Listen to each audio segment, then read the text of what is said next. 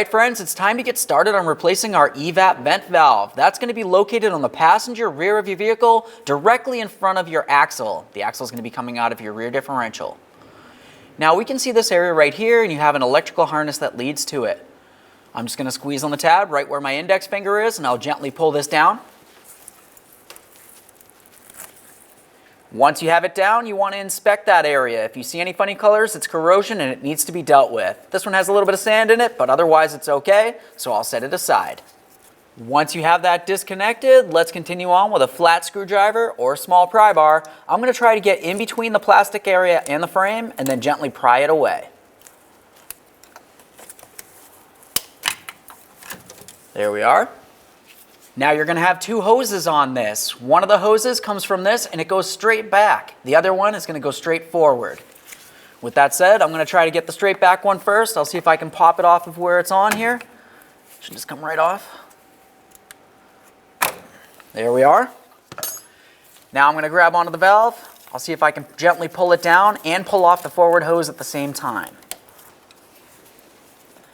Sometimes you just need to get in between, get it broken free.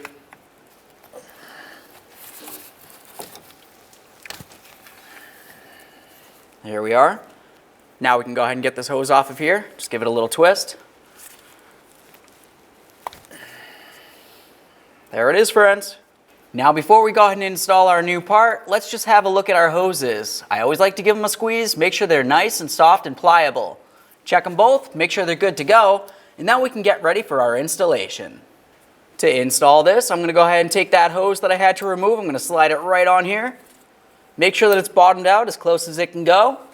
We'll get it up and into position. I'm going to start it right onto that box up top there.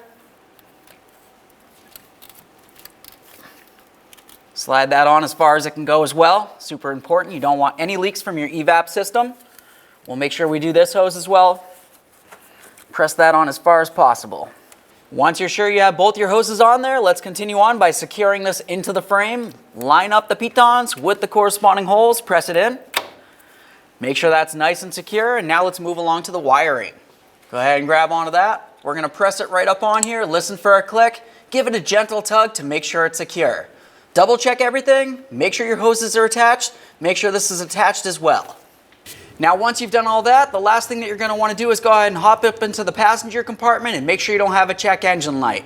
If you had one before you started this service, go ahead and clear it and then re-road test it and make sure you don't have a check engine light that comes back on.